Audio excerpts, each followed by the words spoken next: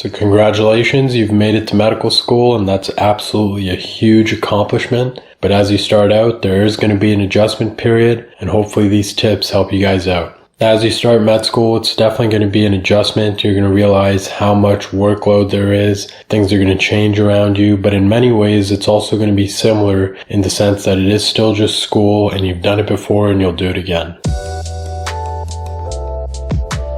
Now, the first and most important thing is to keep the main thing the main thing. You got to medical school because you were very disciplined, you were hardworking, you did what you had to do to get good grades, a good MCAT, you balanced your volunteering, you got real good at time management, or some combination of all those things. Now, it's very easy to think that getting in was the hard part and now you can just kick your feet up and relax and do nothing, and believe me, that will put you in a very bad place moving forward. I kind of made that mistake my first block of med school where I kind of just relaxed and I was like, listen, this was the hard part, now I get to just coast. And I got very humbled by that first block and its exam. You should absolutely be proud of yourself and be happy that you got into med school, but understand this is when the real process begins. You are here to enjoy, you're here to have fun, but most importantly, you're here to become a physician. And in keeping with that, there's a lot to learn. There's a lot of things you need to do, so make sure that you keep the main thing the main thing. All the habits that helped you succeed, all the good things that you were doing in undergrad to get you to this point, make sure you respect them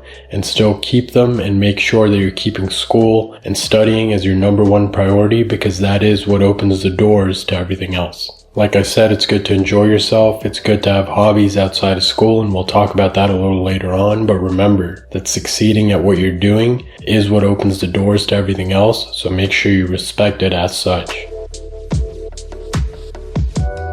Now, the second thing is to keep your finances under control. For most medical students, they've never worked before and they've just done school, and now they have, in most cases, a line of credit or a loan from the bank to help them pay for school. In other words, most med students don't have any financial knowledge, and that is very unfortunate, but the reality is that you need to keep your finances under control from the beginning, otherwise you can be in a really bad spot very quickly. We have a couple other videos on the channel regarding financial management, as well as why you should get a job before medical school, but nonetheless, the point is that you need to have a plan for your money, because without that, you're going to be in a nightmarish spot when you end. That means setting a budget, looking into investing in the basics of finances just so you understand what you have access to, what you can and can't do, what your needs are, what your wants are, and just making mature decisions with money that isn't even yours. See if you can get scholarships or any sort of financial aid. See if you can get roommates or anything that helps you with money, because it's really going to serve you in the long run. For many of you, this might be the first time in your life that you have access to such a big sum of money, but do not fall into the trap, because the banks and everyone else,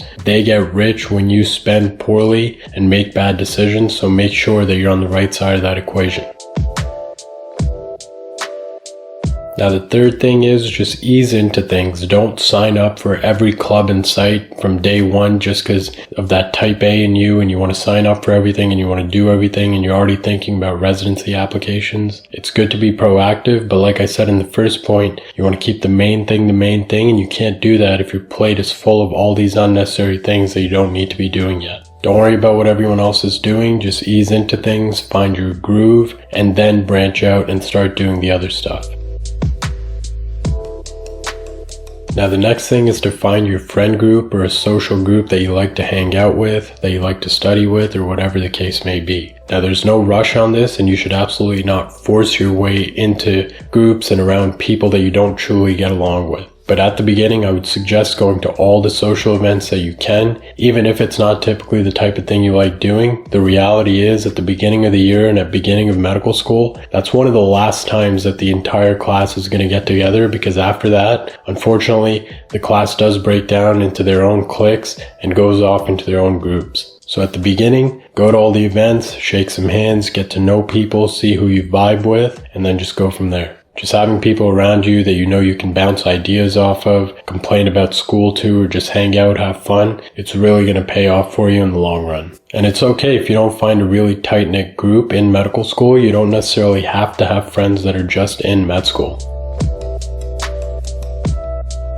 And that takes me to the next point. Once you're in your groove and you have your study routine down and all your basics down and you have a little bit of free time, start looking for hobbies and things to do in the city that you're in. That means joining clubs, joining groups, fitness classes, whatever your interests are. Start looking for people outside in the community, because this is a great thing to have. You don't want to just have people you know in medical school and just be about medicine 24/7. It's nice to have people you know outside of medicine that you can again talk to, get to see their way of living and just ideas in the world. And you don't want to just isolate yourself within the medical group. Even for me personally, I did have some good friends in medical school, but my best connections were outside of school at the gym and other hobbies that I enjoyed. And those are people that are still friends of mine to this day. Just as a side note, you are going to notice that there are some people in your medical school class that are just not fun to be around. They're very negative or they put other people down. Just stay away from these types of people and don't get involved. You are going to notice, unfortunately, that med school can be like high school at times, and there are people that slip through the cracks. Like I said, just don't associate with them and keep it moving.